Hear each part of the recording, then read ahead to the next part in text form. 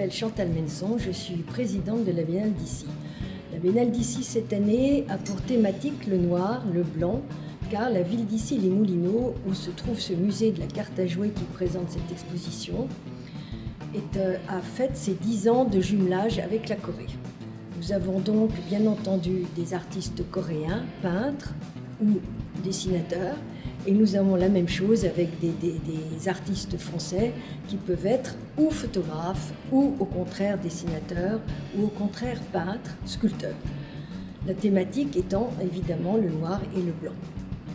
Alors parmi les peintres, certains sont très connus. Nous avons Vladimir Velikovitch qui est évidemment notre chef de file, Robert Combas, Philippe Favier, d'autres artistes qui sont moins célèbres que ces trois-là, mais qui sont comme Jean Bedez, comme Alexandre Baker, Christine Jean qui est derrière moi, sont des artistes qui ont participé à cette biennale.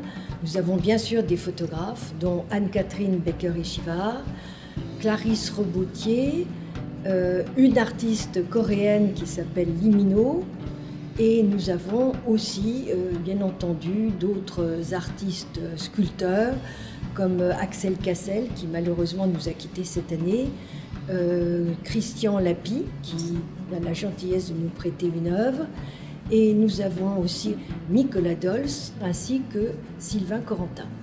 On a aussi la chance d'avoir de très jolies céramiques, en particulier une céramique que nous a prêtée le Centre culturel coréen de Sinchul, qui représente la jarre lune, qui est qui est l'emblème de la Corée.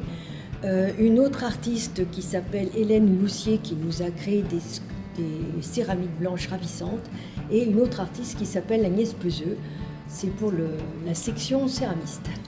On a aussi beaucoup de dessinateurs, comme Quentin Chaudat, comme Jean Bedez, qui est absolument remarquable, Bruno Bresselin, qui a fait des dessins un par jour pendant une année entière, Claire Fanjul, qui est fantastique sur des œufs, Patrice Mortier, qui est remarquable, et Marco Velk. Cette biennale d'Issy donc dure jusqu'au 15 novembre et accueillera les visiteurs du mercredi au dimanche inclus. Et donc nous attendons qu'ils soient aussi nombreux que les années précédentes, puisque nous avons eu la chance d'avoir 4500 visiteurs à la dernière biennale.